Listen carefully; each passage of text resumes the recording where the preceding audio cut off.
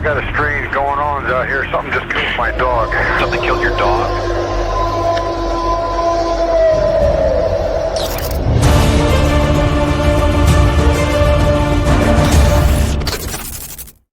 Hey everybody, thank you so much for joining me today on the Cryptid Podcast. I'm your host, Daniel.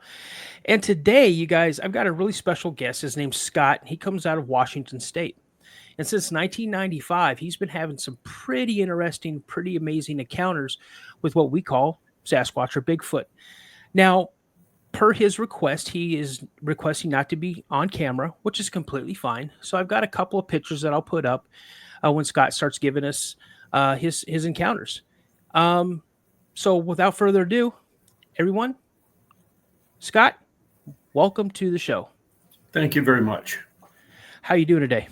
Everything's just fine. So why don't you go on and get into your story about, when you first encountered these and exactly what were you doing? Okay. First of all, let me go back a little further than that. My background at the time, I had just retired out of the military. I was what's called a combat controller, which means that it's like the Air Force version of Special Forces. And we would integrate with Green Beret or Rangers or Navy SEALs, maybe Marine Recon or something like that, when they needed air power interdicted into whatever scenario they were doing. And so I only mention this because of the fact that it shows that I have some degree of experience what it's like moving around at night, usually with a lot of weight, with several people, trying to be as quiet as possible. And I know something about tracking. I'm not going to call myself a tracking expert, but I was trained to look at footprints, specifically human beings, to determine what we were dealing with. You can tell an awful lot about a human footprint, about whether they're tired, whether they're lost, whether they're carrying a lot of weight, how long ago they moved through the area. But generally speaking, that's the level of training I have. I've been asked a few times about doing plaster casts if I'd have taken one of the tracks. And at the time, the best track that I had no training in it whatsoever. So I never bothered to take a track because I figured I'd probably end up destroying it rather than getting anything meaningful out of it. So now then, having said that, I will now leap to my retirement from that service and get into the fact that I was now had a little bit more free time. I had a job that was very flexible. And at that time in 1995, when the first experience happened, I was not really a believer in Bigfoot. I've heard the stories. I've heard, I've met actually people that seem to have interacted with them. But there were just so many reasons why I didn't think they could exist. First of all, mentioning tracking. I actually worked one time with some government contract trackers for cougars. And those guys could follow a cougar right up to it and put a bullet through its head. Okay. And cougars are so hard to track. While I was with them, I was just astounded at that they could see a blade of grass bent and knew that's where the thing had moved. And yet they were able to walk right up to it and identify that specific cougar. So I thought, well, an 800-pound creature stomping around on 2 feet, which puts a pretty sizable track in the ground, an expert tracker should be able to walk right up to them. Yet that's never happened. Okay, so then in 1995, I was at home and I get a call from my pastor that I had at the time. And he knew about my experiences and my expertise and knowledge of this stuff. And he says, "Hey, Scott, I need you to come with me.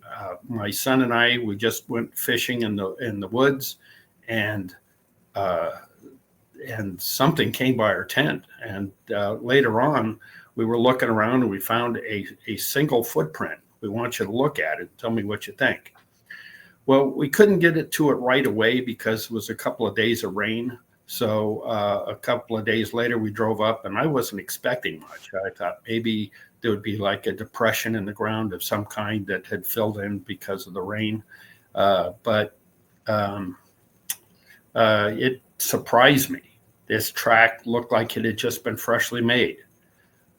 It was 19 and a half inches long, 6 inches wide at the ball of the foot area, and 5¼ inches wide at the heel.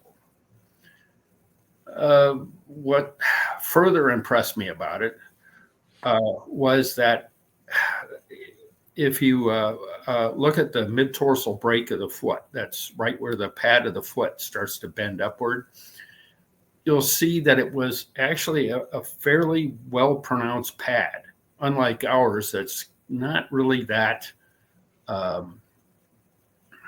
obvious. Most of our weight is put right there where the big toe and the second toe meet. And when we press down, there's literally a ball right there on the foot that kind of makes the most pronounced edge. This was different. It was kind of an oval-shaped pad that looked like a very evenly directed imprint that was the full 6 inches and probably about 4 inches across. And you could tell by when the mid-tarsal break lifted up that it had kind of squeezed out a little bit of sand underneath, kind of like a tube of toothpaste. And you could see that's where the main energy of the step as it lifted off occurred. A lot of times, because we have a tendency to step heel first, all of us folks walking on sidewalks all our lives, you'll see the sand lift up from the heel end as it picks up, which indicates to me that it was walking on the pads of its foot at the time. Now, what I noticed was that the toes, the whole thing had sunk in about 2.5 inches into the sand, but the toes were elevated at about a 45-degree angle. It really gave me the impression that it was trying to step just on the ball of its foot, but sunk into the sand because maybe it made a misstep or something. I don't know, but it was a very clear track, and I could make out all kinds of information about it. As a matter of fact, it was so clear that when I really got to examine it, I could actually make out the epidermal ridges in the foot, and this just blew me away. When you consider that that it had been raining, that it was not the perfect conditions for such a track, I just didn't know what to expect. And so when I looked at this, I then said, well, this thing is clearly heavy, because when I look at our footprints, they just make little impressions in the ground that quickly filled in with the sand. And so it just made kind of like little oval-shaped prints rather than a diminutive footprint. And so I said, this thing must be really heavy. So the best thing I could find to use was the vehicle we drove in on, the Jeep. And so I did a displacement of the Jeep tires, the weight, all this stuff, and took a look at how much energy it would take to make the foot track. I don't know the absolute amount of power that it took in this thing to make that, and the weight that it took, but I could say that it took at least 1,000 pounds of force. Now, that doesn't necessarily mean that it weighed 1,000 pounds. It was probably when you step on a scale, you'll see it all of a sudden jump up higher than your weight, and then it settles back down to whatever your weight is. And that's just a kinetic energy transfer. And so taking that into account, let's say it had 200 pounds of kinetic energy, it might have made it 800 pounds, which seems like a reasonable weight for this size of track. But it could be heavier than that. But it's at least 800 pounds, I would guess, to make that track. So now I am convinced, because I have this evidence in front of me that's irrefutable. I don't know how else to look at this, but there was actually a greater mystery to solve in that there was only one track. And when I say that, basically the area where the track was in the middle of an embankment of sand that had been washed in from a flood, and so it was like basically the equivalent of a beach alongside of this stream, and that gave us plenty of opportunity to look around and see if we could find anything at all. And I searched every inch for 100 feet around, and I found no other impressions whatsoever, or any sign that it had tried to hide its tracks, like taking a pine branch or something and going over its footprints. There were rocks in the area, and possibly it somehow managed to dance from one rock to another, but that I don't know enough about how they move to be able to speculate on that. And some of those rocks seem like a pretty far distance apart. So really hard to say how it put that one track. Also, there were branches in the area, whatnot. I didn't see any breaks, look for fur, nothing. I did find one other partial footprint, so it appeared to be, about 200 feet from there, but it was a different size. It's possible that more than one were walking along the stream at the time, but I don't know. But anyway, that was my very first encounter with these creatures. I have to say, for the sake of your audience, that I have never seen them. And I've been doing this for 30 years, okay, since 1995. I've gone out to that spot and have looked for them. They leave plenty of signs that they're around. I'm going to describe the smells they make, the sounds they make, but what astounded me in all my dealings with them is their ability to walk completely unnoticed, making those sounds through the woods. And I know what that's like. I've had to deal with that a lot in my previous occupation. These guys are just astounding at how stealthily they can move in complete darkness. Yeah, I agree with you on that, Scott. It's, growing up when I had my sighting in the area that I had it in Washington State, my brother would occasionally see them.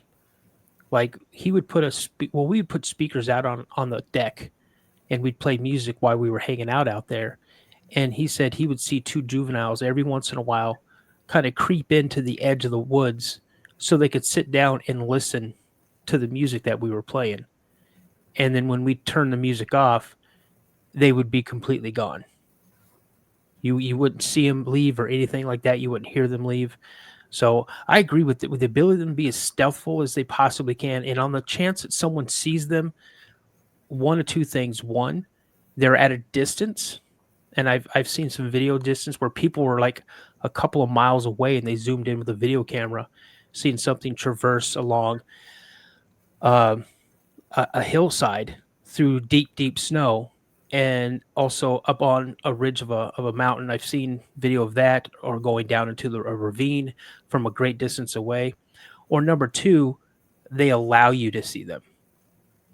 So, yeah. Now, some of my perspective is from my military experience, and looking at them from that point of view, there's going to be some things I'll discuss in which it really amazes me because they seem to be quite tactical in the way that they move, and on many levels. And we'll get into that here in a little bit.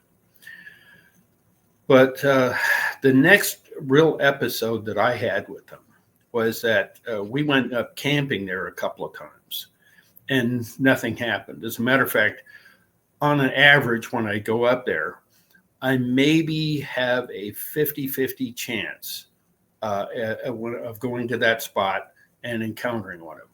one time I'll go up there and nothing happens, and next time I'll have some event. Sometimes I may go up there 2 or 3 times and have nothing happen, and then all of a sudden have a couple of times where where they're in there. I don't know if that's whether it's just their desire to talk to me or interact with me at all, or is it just that they weren't in the area at the time. It's impossible to speculate. However, this my first interaction with them really astonished me. And what was going on is that my pastor and I would go out there and we'd set up camp, and we would wait through the night, hoping that one of them would come back through the campsite like they did with him and his son. They have never done that with us when we were together. Well, I can't, not in the same way. But they would go out. We went out, and we had set up a little picnic table, a little fold-out table, and we're sitting there in our camping chairs, just talking while it was still partially light. We were kind of waiting for sundown for something to come out, and I had been hearing this little kind of knocking sound out in the wood. And it seemed erratic to me, and I just kind of attributed it in my mind to maybe the wind blowing a couple of pine branches together and making that knocking sound. You hear it before in the woods. And I didn't pay any attention to it. And then as my pastor's sitting there, he says, you know what, Scott? It could be that they're trying to communicate with us. And this just amazed me. I said, this is really a strange thing to say. They would have to be sentient to be able to do that. We're dealing with, if we're dealing with some kind of animal, how are they going to be able to talk to us? And I said, so you mean to tell me that if I knock on on this table 3 times, they're going to answer? And I go, just for demonstration's sake, I went like that. And there was all of a sudden a pause. And then out of the woods comes this, I don't know if that's comes up on your audio or not. Oh, no, that does. And okay. That's amazing that you got a reply. Yeah. Oh. Well, then it gets better than that, because then I went, we're both staring at each other with our eyes wide open. But I went then and went like that. And again, out of the woods, exactly the same pattern, timing and everything.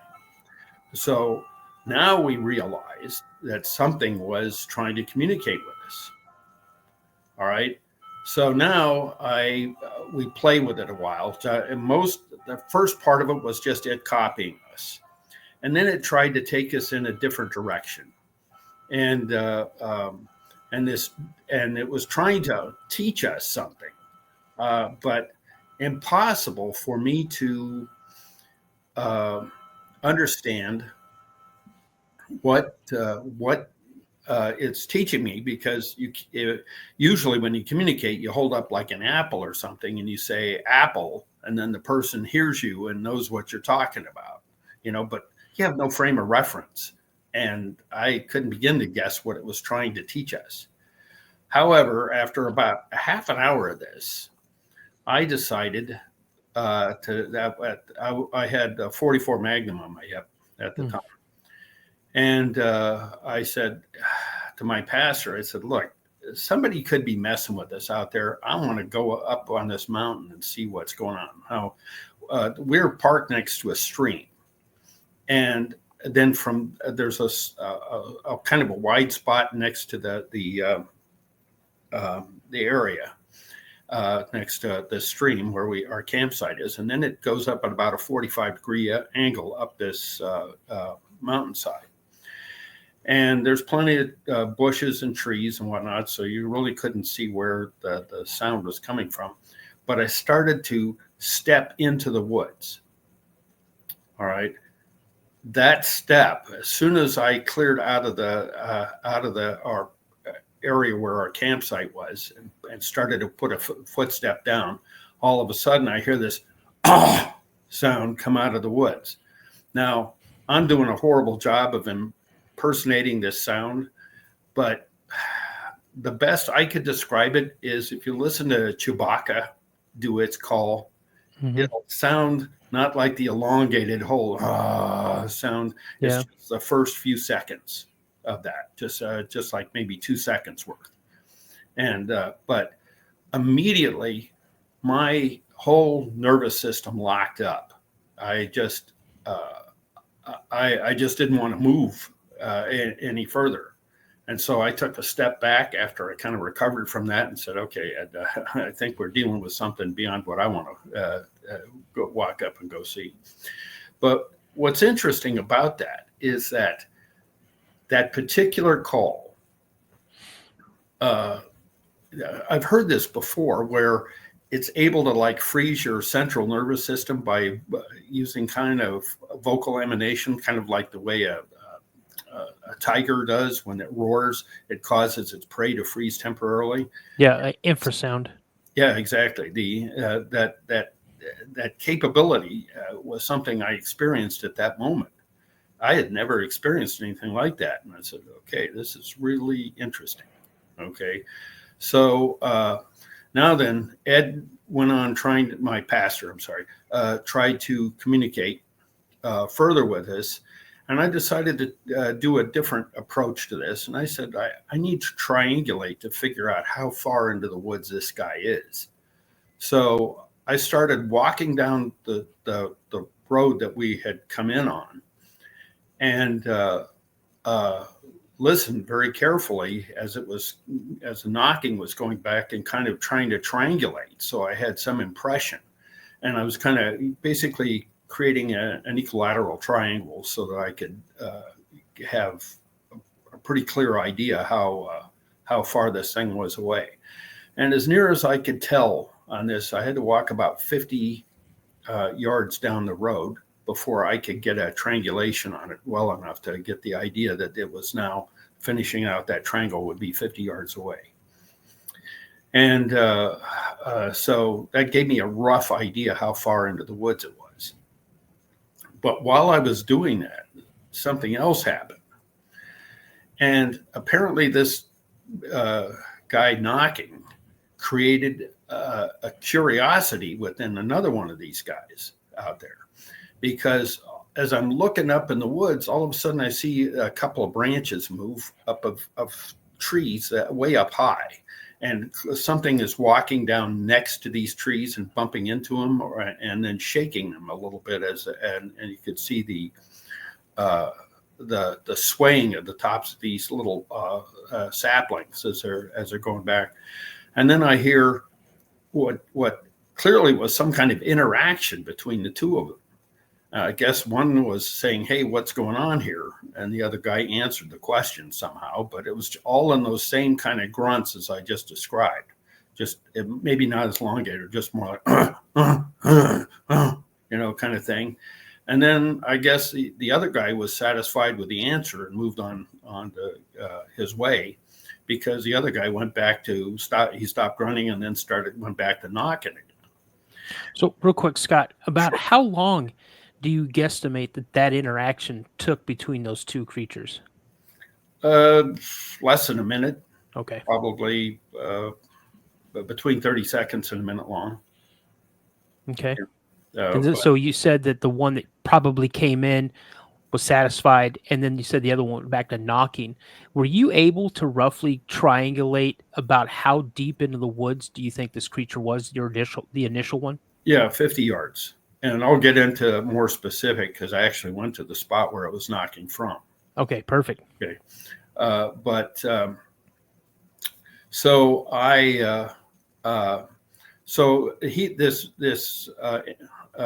Bigfoot, I'm going to make the assumption based on everything, all the other evidence, that these are Bigfoot that I'm dealing with, but they are the interaction after that ended. He played with us for about another half hour to 45 minutes. And as it started getting real dark, he kind of lost interest for a while. Okay. So we go into our campsite, and I thought, well, maybe they'll come walking around now. Instead, what happens is I wake up in the morning, and about 2 a.m, and it's pitch black, of course, and my pastor's laying there next to me, and he's sound asleep, and he's snoring really loud. And so I'm just laying there listening, and all of a sudden my pastor rolls over, and he stops snoring. You know how it is when somebody is laying on their back, and then they come over onto the side, and then all of a sudden you quit snoring for a while. Mm-hmm. Well, all of a sudden, I hear knocking out of the woods again from roughly the same area. And that means this thing had been sitting up in the woods, patiently waiting for us to wake up so that it could start the conversation again. So we had a plastic gun box that was sitting there. And so when I hear him knocking out there, I just knock 3 times again.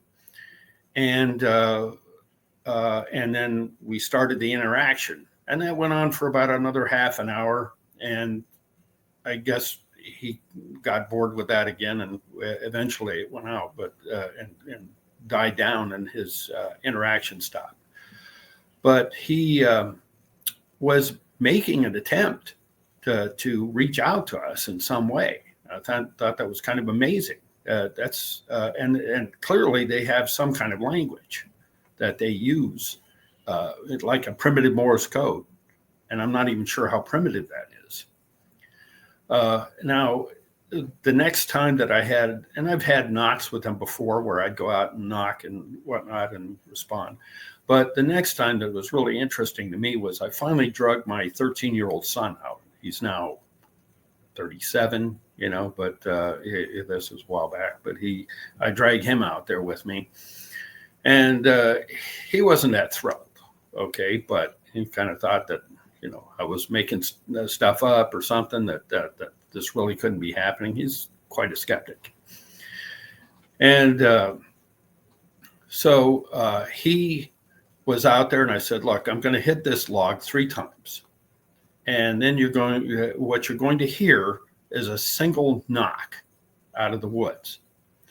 And I said, I don't know whether this is part of their language or just something we've worked out between each other, but I heard, but if you hear that single knock, what that tells you is that he's saying, look, I've heard your call, your knocks, but I'm going to check the area out. And once I feel safe, I will respond to you.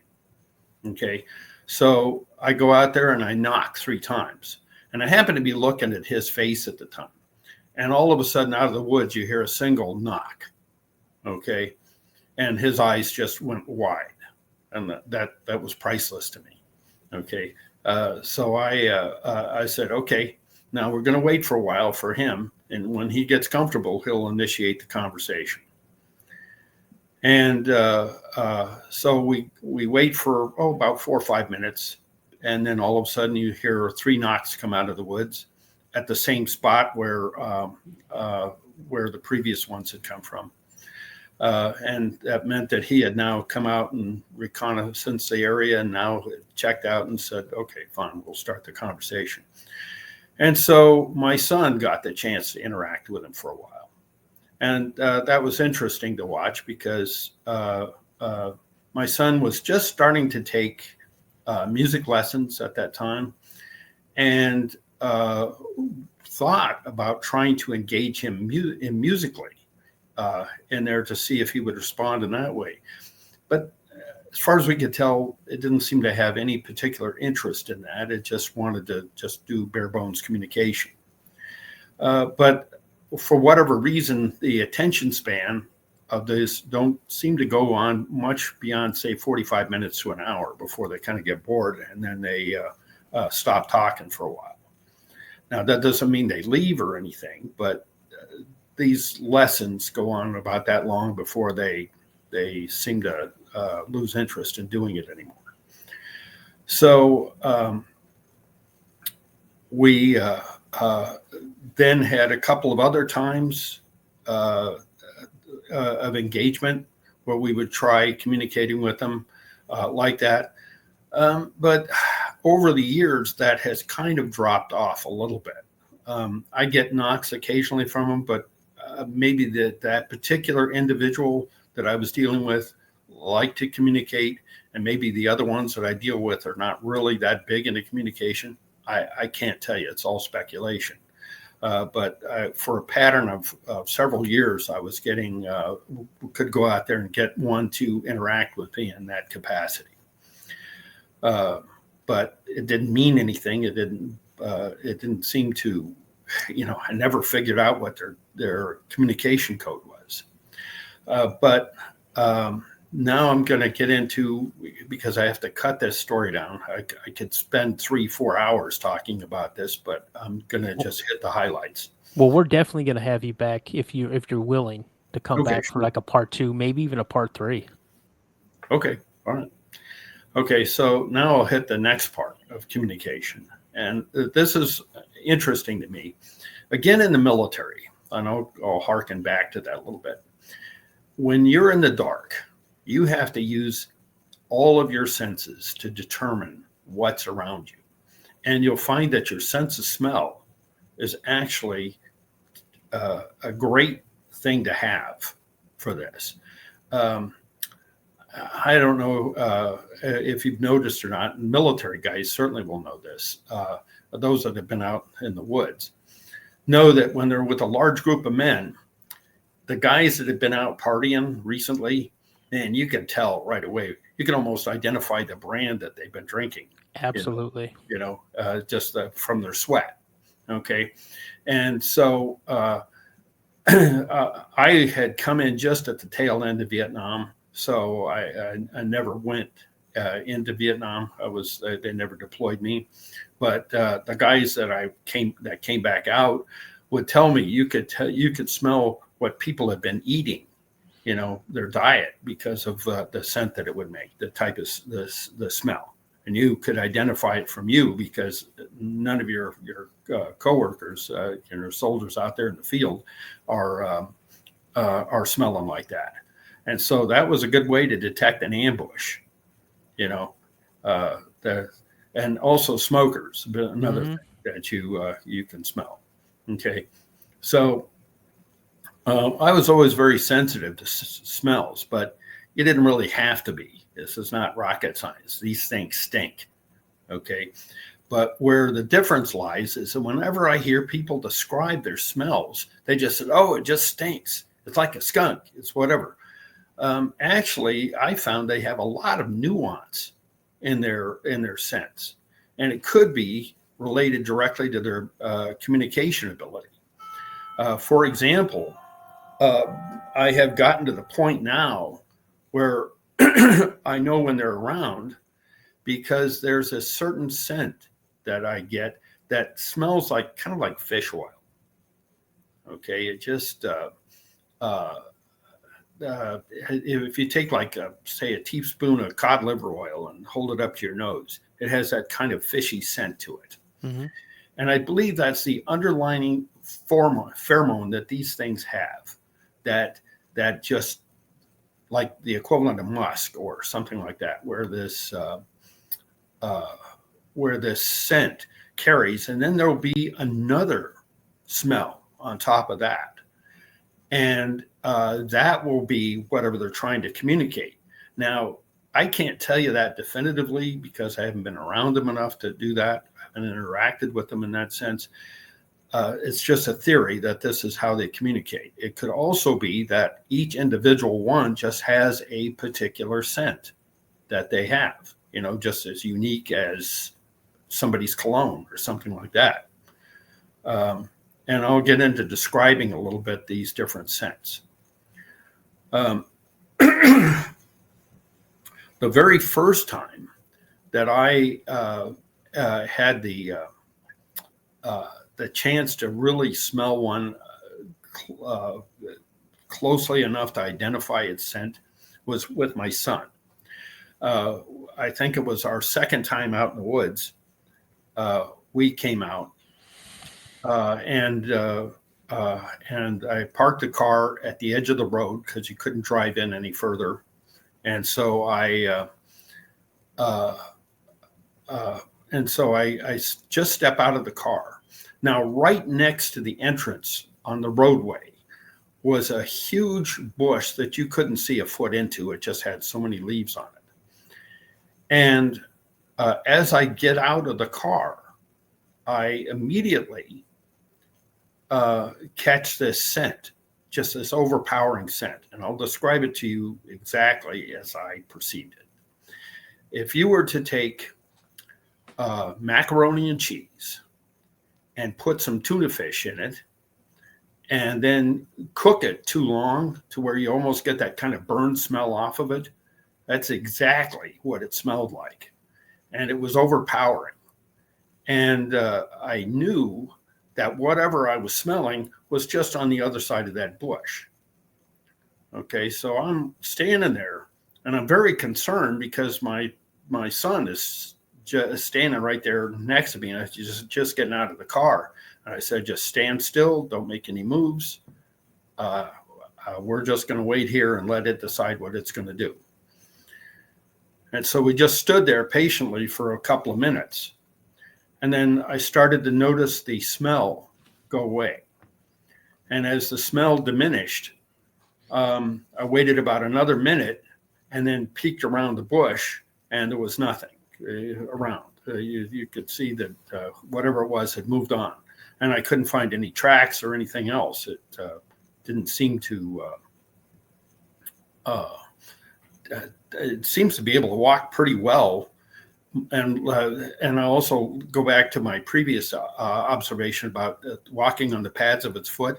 I think that's how it normally walks when it's stepping around, is just on that 6-inch pad.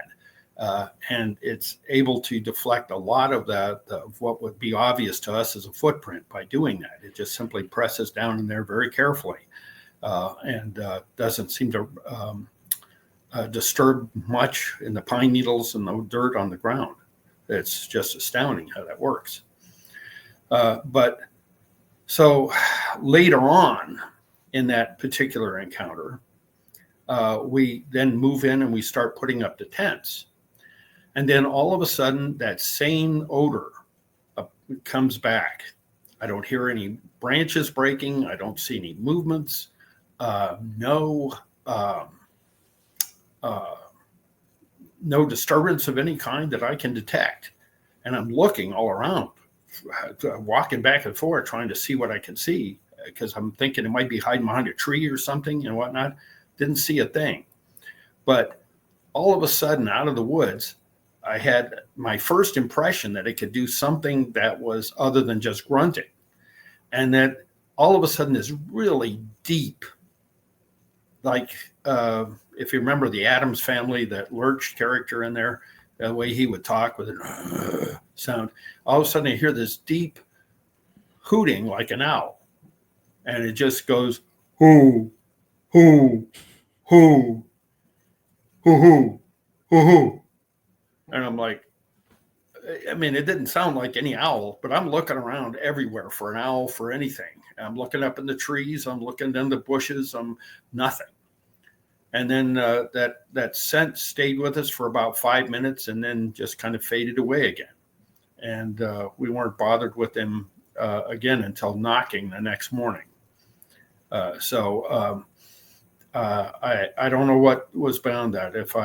If I had interacted with a different one than I normally did, and the guy, maybe that guy walked back and said, "Hey, those guys that you've been knocking with are here," and the other guy showed up the next day and did some knocking, But I can only speculate. But what it tells me is that they're interested in us and they're interested in interacting with us to some extent. They find us interesting. And they're willing to reach out and try to communicate. Now, I don't hold this for all of them. There's probably some that are just more curious than others. Couldn't begin to tell you. But I will caution you that if you there's a certain boundary of trust there where you didn't see me run into the woods with my gun out looking for them, because if they're able to hide that well, they're able to surprise me even in broad daylight, and last thing I wanted to do was to come around a tree and see one right there within arm's reach of me. That might be the end of me. And also throw something out about them and their abilities. I tried to do an analysis of how strong these things were. And I have a couple of stories of where they have interacted with really heavy objects and have lifted them up. And I would have to say, well, first of all, I am pretty convinced that they're not an ape species.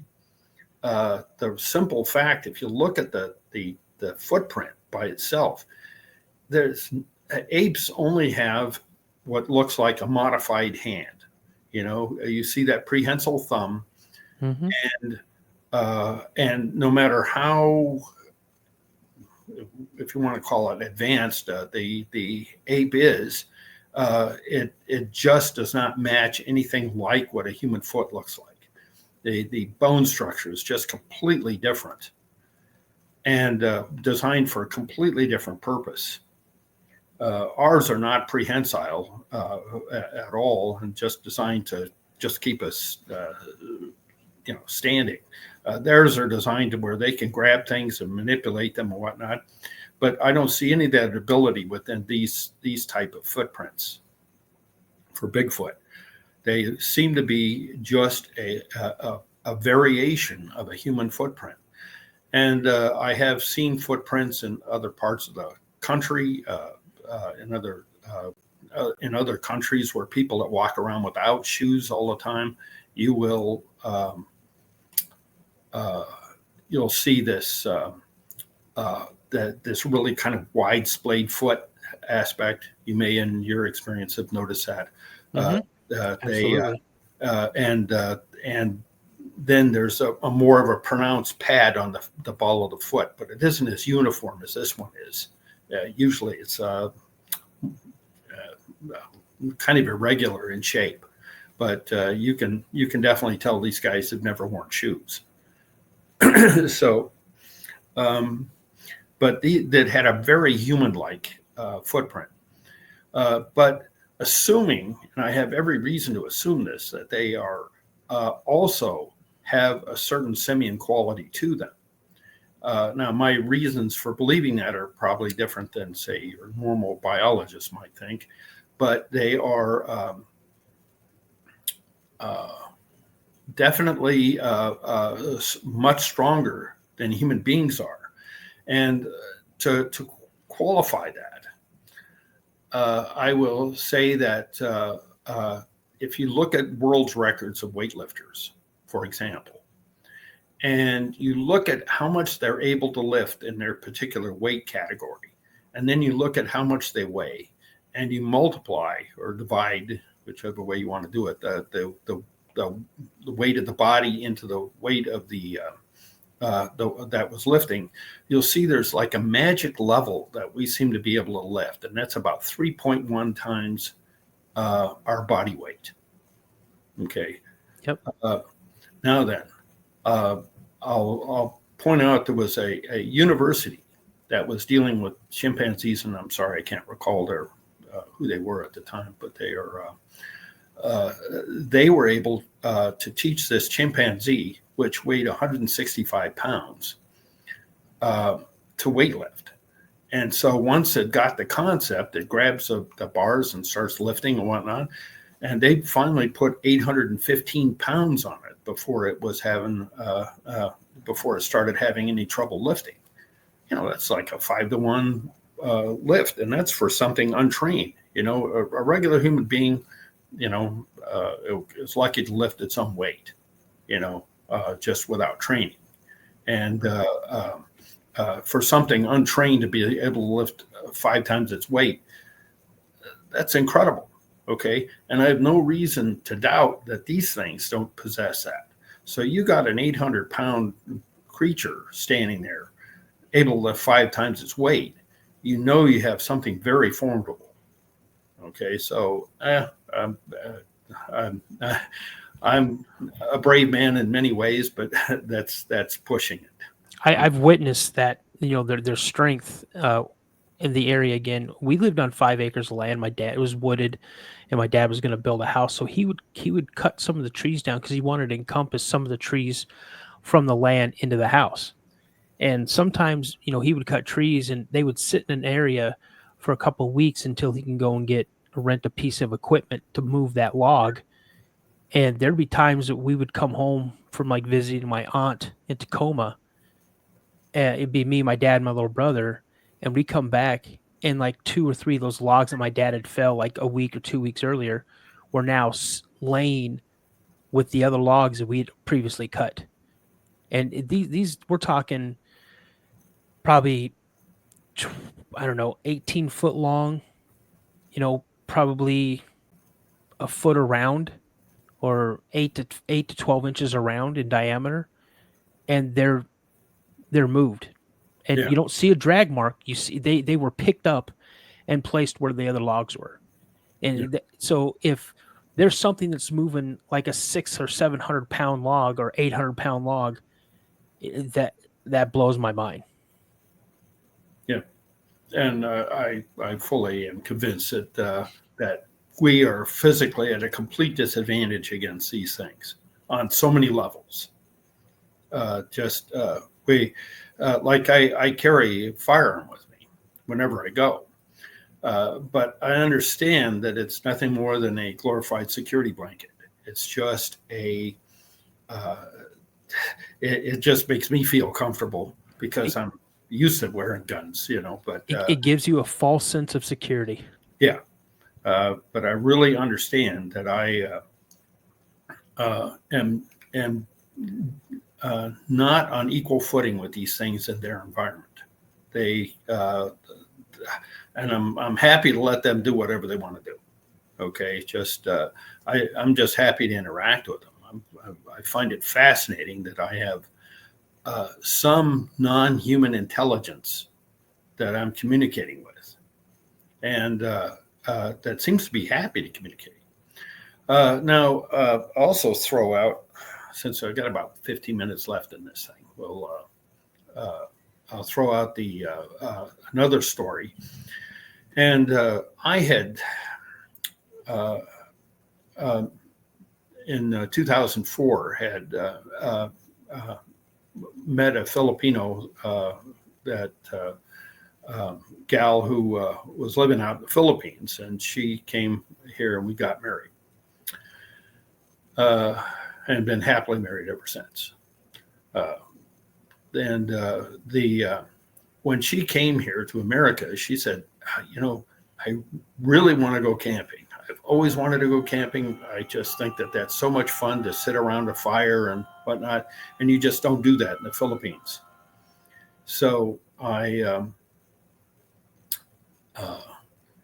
said, okay. So the first time I took her out was just to one of those federal campsites, because I had no idea what she really thought camping was. So I took her to that with the bathrooms and the picnic tables and all that stuff.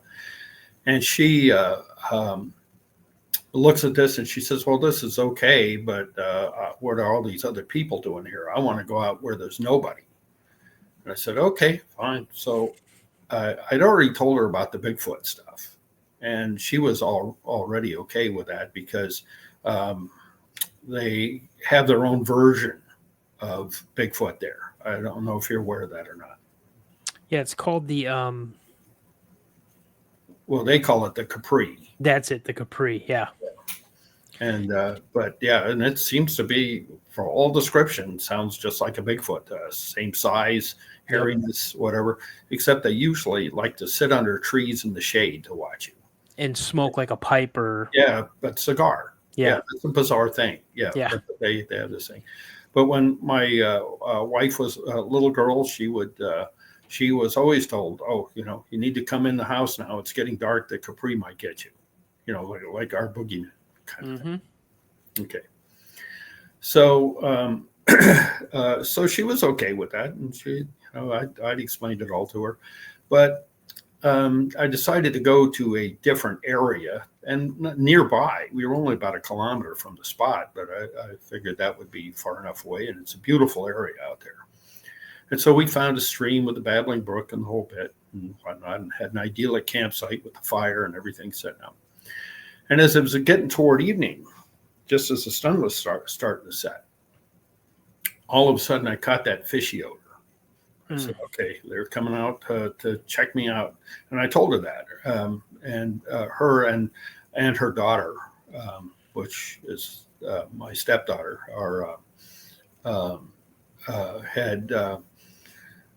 were there. And my daughter at that time was 8 years old. And so I told the two of them, I said, one of them is coming to check us out. And I want to walk down this road that we had driven in on. And it was all heavily wooded there. But I said, we're going to go walk down a little bit, and I'm going to kind of introduce you to. So I had my gun on my side, but and for the record, I carried at that time a .454 Casull, which I love. It's like my favorite handgun. Yes. But I had that on my hip as I went down there to go see to interact with this being and kind of introduce them. I mean, it had clearly walked outside of its parameters and had to go pay us a visit. So I thought I'd pay it the same respect. We walked down.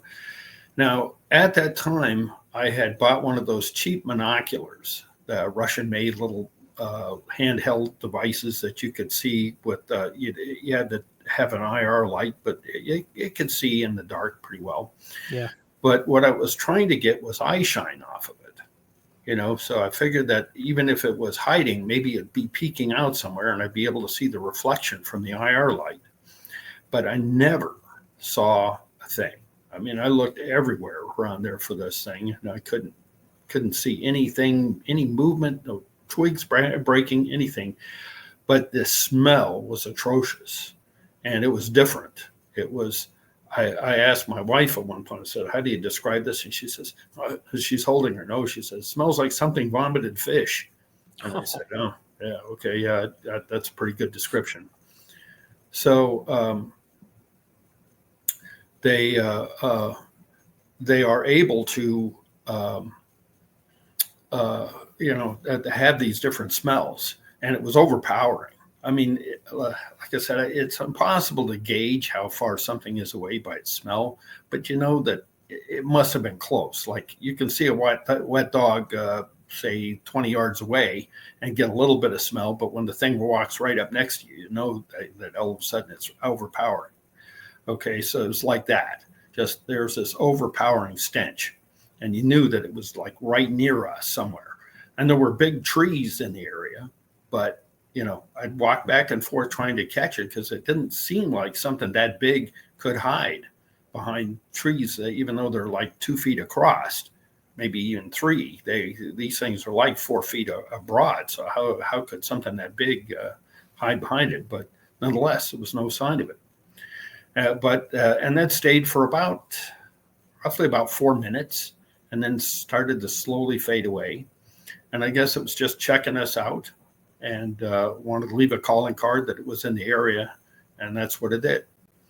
I walked up and down the road a couple of times to give it more of a chance to communicate again with us, but it didn't interact with us again at all. And my wife had kind of decided that, well, maybe that was as close as she wanted to be to them. Okay. Now, having said that, she loves camping, and we camp in the area, but sometimes several miles away. But every now and then, I'll wake up in the middle of the night sometime while we're in a campsite, like 3 miles from that particular area where I usually interact with them. And all of a sudden I'll get that fishy scent odor. No, just let me know they're in the area. I don't know if that was by intent or whether they knew it was me. I can't speculate on that, but I got the impression that they knew who I was and were just checking me out, and just saying, hey, I'm just leaving a calling card to let you know that we're in the area. Okay. And then I'd smell it for a few minutes and then it would go away, So they like interacting with us. And looks like I still got a few more minutes in this. Sure. So I'll tell one more story on this about smell specifically. And that is that one time my son and I had gone out in the woods and I was curious about what they ate. Okay, I just was really curious if they were vegetarians or carnivores or what their preferences were. So I also wanted to find out an inexpensive way to collect data from them. Okay, so I came up with the idea of getting shelving paper, the contact paper, that's sticky on one side. Yes. And putting food on it, and I had an apple and a banana and I forget what else I had. But I stuck several things on there. And as I'm doing it, I got the idea. I said, well, I'm going to do something else here, a little different. And I got, I saw where I had a can of flavored almonds, and I took them and I put a handful in the bag of a Ziploc bag because I couldn't stick them effectively to this thing. So I thought, well, maybe they might be interested in grab that and picking it up might impart some hair on there. So I put the sandwich bag that I'd put it in a Ziploc, and I put it down on the contact paper so it's affixed to that. So I then go out in the woods, drive out, put it up, and knock on the thing to get a response. I didn't get one that time, but just letting them know I'm in the area, and I took off again. So we then come back the next week to see what was eaten. And upon going out there, walking into the woods, when we first got up and drove out there, we walked up and we looked at it and saw that they had not touched a thing on there except for one really curious thing that in a way of telling me it wasn't some other animal messing with us. Something had opened up that sandwich bag, reached in, taken out all those almonds, and then closed the bag back up. And but nothing else was touched. Now, I doubt seriously some hunter, which it wasn't hunting season at that time, so I don't think that's what it was, or some hiker would have been in that random spot of the woods up in the trees seeing this specific thing, and then just saying, oh, well, I'll just help myself to some nuts here. But the rest of it was completely untouched. There was no hairs or anything else there, anything else. There were no footprints around it that I could detect. And so we looked at it, and then we went back. We made our campsite. The next morning, I said, well, I might as well bring this out with me. Go get the contact paper. I didn't want to litter, and if they're not interested, I won't do anything. So we started to hike back up into the woods, and all of a sudden, this horrible, overpowering smell hit us. And when I say that, I need to talk a little bit about chemistry, somewhat. Yeah. In the case of like pheromones or very complex molecules, they're very dense in molecular weight, and they don't travel through the air as much lighter, like say alcohols or other types will drift a lot faster than the denser molecules.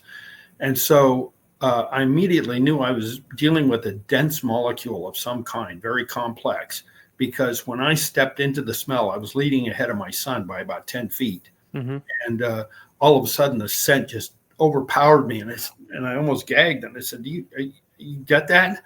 And he like looked at me puzzled, like, what are you talking about? And then it took a few more seconds for the smell to hit him.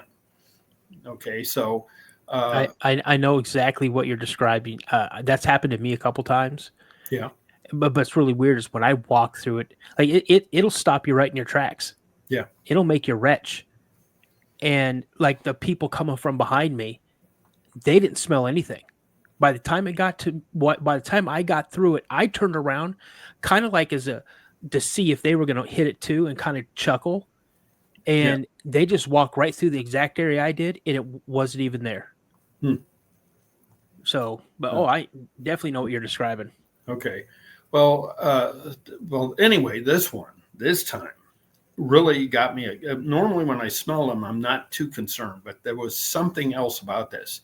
And the most I could call it is this very acrid smell, kind of like hot brakes. Like when somebody is going 80 miles an hour and slams their foot on the semi, or when you're out on the airport and a guy makes a hard landing and he's jamming the brakes on as much as he can. That same acrid ketone smell that's made out of that hot rubber getting overheated, and it just sent alarms through me. It was like I don't want you here scent. That's exactly what it told me. And so I said, okay, we're just turning around. We're walking out of here. I'm just leaving the thing where it is. I'll let them deal with it as they want to.